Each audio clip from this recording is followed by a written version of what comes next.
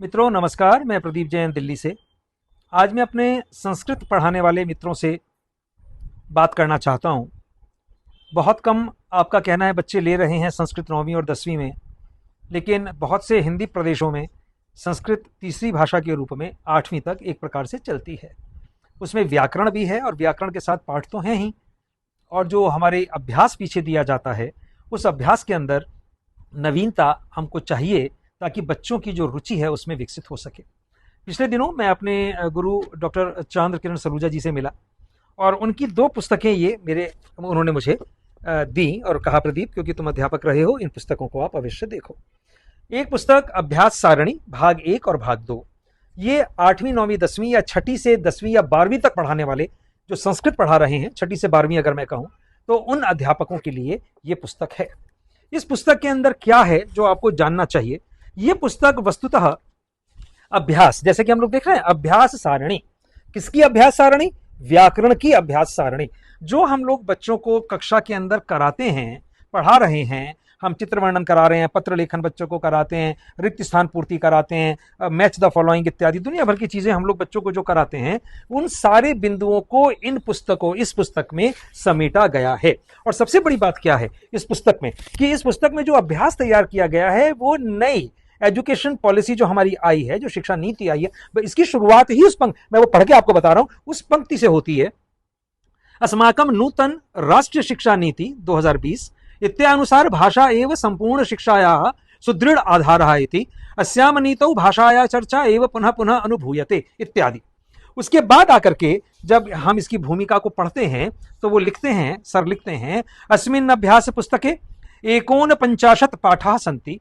पाठकाः पुस्तकस्य अभ्यासान् अभ्यस्त सरल मानक संस्कृतेषु, मानक संस्कृत में, भाषितुम भाषा बोलने में, लेखितुम लिखने में, समर्था भवेयु समर्थ होंगे। अब उन्होंने क्या किया है इसके अंदर, आप कहीं से भी खोल लें इस किताब को तो आपको अभ्यास नजर आएगा। यानी कि इन्होंने आधुनिकतम तरीके से किस प्रकार हम व्याकरण का अभ्यास बना सकते हैं, बच्चों को दे सकते हैं, उनमें क्या क्या तत्व और तथ्य होने चाहिए, इसके पाठों में दिया गया है। अब आप कहेंगे सर इसकी विषय सूची क्या है, किस किस तरह के पाठ, मैं आपको बता देता हूं। सबसे पहले इनका कारक प्रयोग, कारक में सारे कर्म कारक, करण कारक, संप्रदान, अपादान, षष्ठी, उपपद, मैं बीच बीच में से बोल रहा हूं, उपपद विभक्तया, और उसके बाद उपपद षष्ठी, उपपद सप्तमी, मतु प्रत्यय, इनी, ठक प्रत्यय, तब, तलो प्रत्यय, टाप, नीप, संधि, स्वर संधि, सारे 2 भागों में पूरे व्याकरण को समेटा गया है। व्याकरण का अभ्यास, ये कोई पढ़ने की, पढ़ तो आप लेंगे ही, लेकिन उसका देखो मैंने कहीं से भी खोला किताब को, ये अभ्यास आपके सामने आ गया। तो यहां पर आपको बना बनाया अभ्यास तो मिलेगा ही, साथ में किस प्रकार अभ्यास बनाना चाहिए उसकी जानकारी आपको मिलेगी। ये दोनों किताबें 500-500 रुपए की हैं और किताबशाला के माध्यम से आप तक ये किताबें पहुंच सकेंगी। अब नीचे देखिएगा एक नंबर आ रहा होगा, उस नंबर पर मैसेज करिए।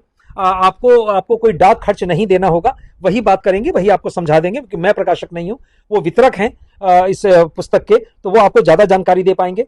और मैं कोशिश करूंगा कि वो आप जो इसकी विषय सूची है वो आपको भेज दें। ये किताब अपने में आधी किलो से ज्यादा की है, लगभग 400 पेज की है, 800 पेज की ये किताब है।